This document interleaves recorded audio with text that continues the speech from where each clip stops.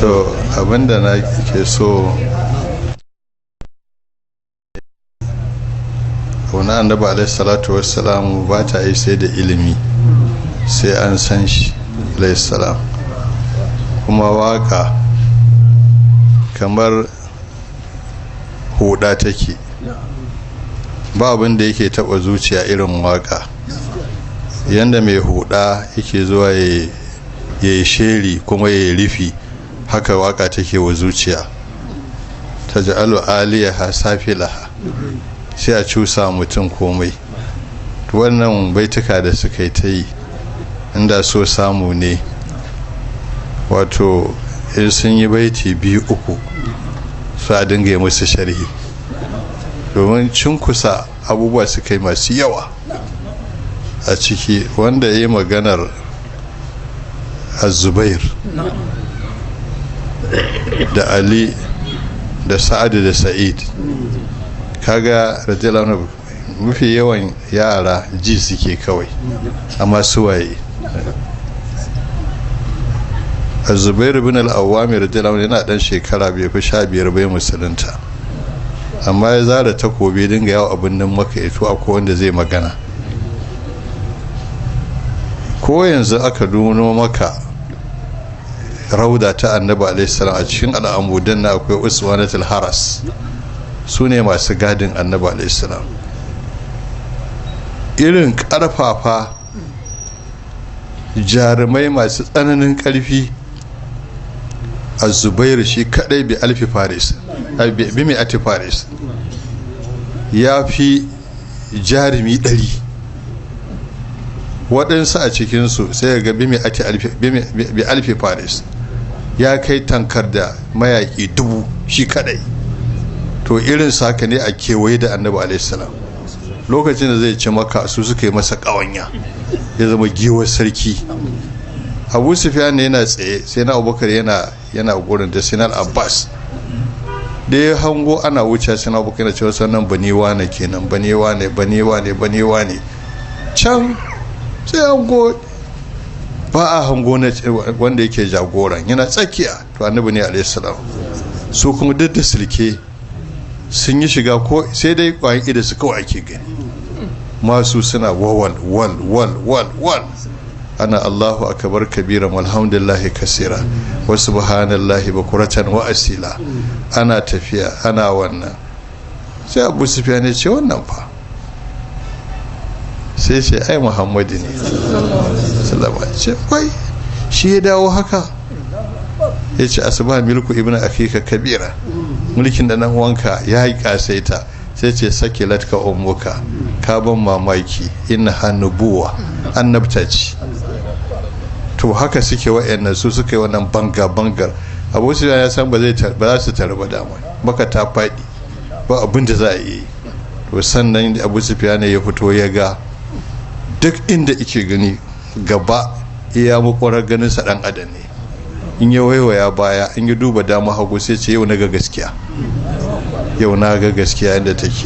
ya ce mamu da gaskiya ne, shi kadai ya fara, ba abin da ba mi ba. yau gashi duk inda nake gani mutanen sa ne, mun faɗi. ya ce na miƙa waya na bi. to da haka akwai buƙatar yin sharhi in an faɗa. da izo maganar kogo, yana cewa gizo-gizo ya yi saƙa. a cikin ƙisasun hayawanat sun kawo cewa ba haka kurin ta yi saƙar ba. ai kogon faffaɗa ne, kafin su zo ya za a iya saƙa a rufe gurin, kuma saƙar ta zama kamar tsohuwa ta shekara. ai a tsara aka yi, sai aka ce mata ta yi, ta ce ba za ta iya ba. in dai ba hutawa take ba za ta iya ba. in kuma za ta huta, to za su ƙeso gurin ba tare da ta gama ba. a lokacin duk dabbobin da suke hudda da sauran annabawa alaisan a mu'jiza, sai da suka samu giza-gizan. karan ashabul kafi izo ya ce ki maza, Allah ya miki alfarma, wanda zaki wannan hidim Allah bai halicci kamar sa ba.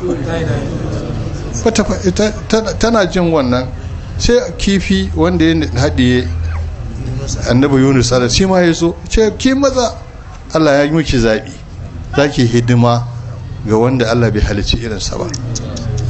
Can sai tururuwa ta zamanin Annabi Suleiman ta zo, sai alhudu-hudu suka dinga zuwa sai ta tashi.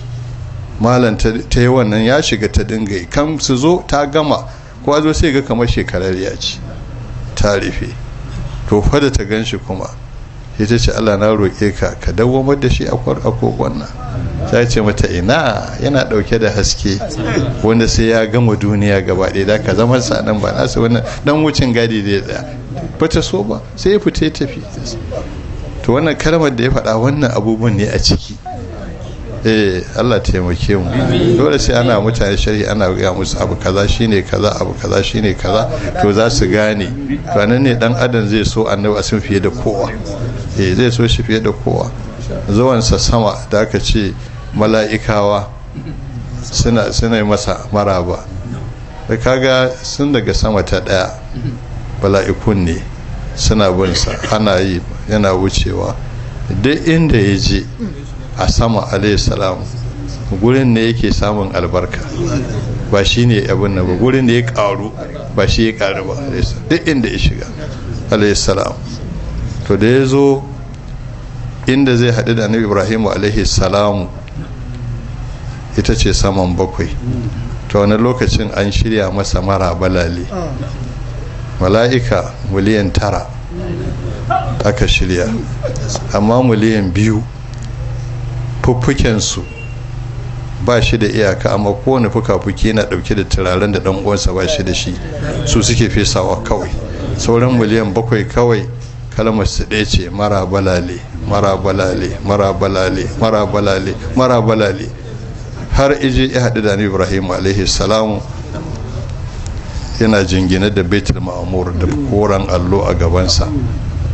To anan da suka yi magana da shi kuma ya yi gaba wanda su Jibrilu kuma ya tsaya ya ce mu je sai ce gurin sai da matsayinka ba a bani ba su raka ba zan iya ba sai ya wuce alayhi salamu ya je duk inda zai shiga ya je inda duk wani namiji ko a zuci bai taba zuwa ba ko a zuci alayhi salatu wassalam. saboda haka a yi ta kokari in sun yi waƙoƙin na a dinga samu ana yin sharhi domin matasa kaunar annabi su ta shiga cikin zukata garin namu ya sake dawa irin da yadda ake cike da kauna ana ta abu ana tafiya. Allah kauli haza wa taghfirullah li wa lakum. Assalamu alaikum wa rahmatullahi wa barakatuh.